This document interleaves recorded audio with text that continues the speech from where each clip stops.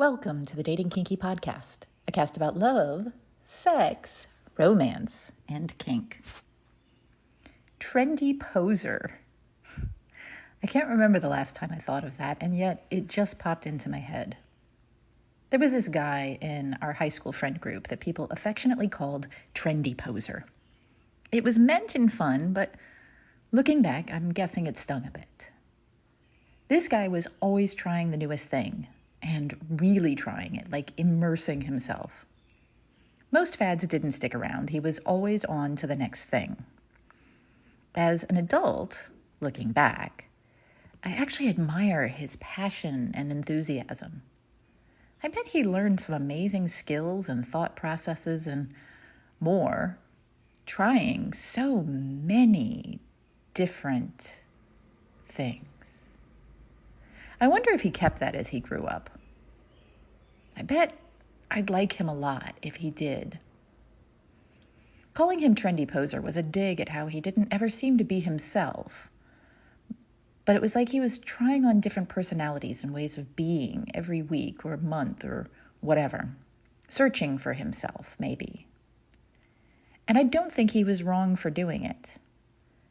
And today, that's sort of what I'm talking about, how we fake something until we get the hang of it, and how there are some things we just shouldn't fake. I think he crossed a few lines, but at 16, well, I think that's to be expected and forgiven as part of youth. Fake it until you make it. I feel like a lot of people either misunderstand or misrepresent what that means, because there are things you can't or shouldn't fake. Lifestyle, promises, skills, results, bling. Some of these are crimes to fake in most places. Others are just phony and possibly dangerous.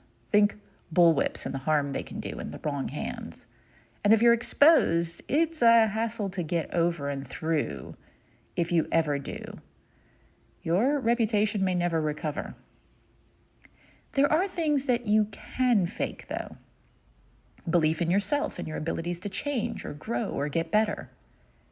The actions of the person you are working on being, even if it's not quite the one you are now.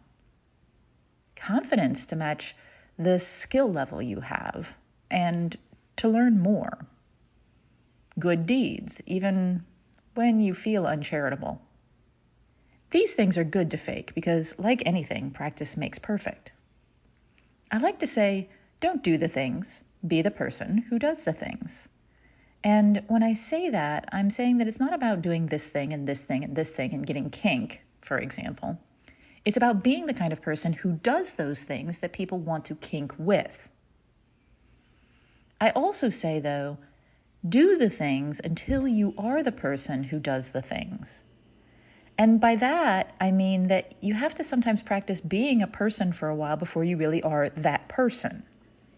When you do those things, and this is key, you are changing even as you do them into someone who does those things because you just did.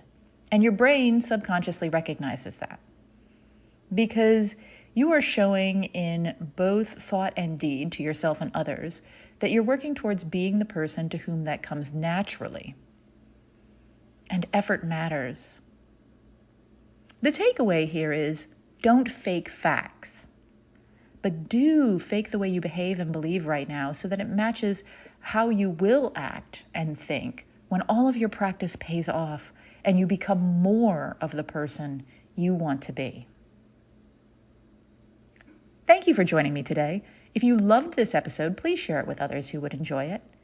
And please do join me at datingkinky.com.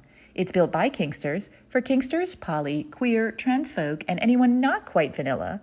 And it's free.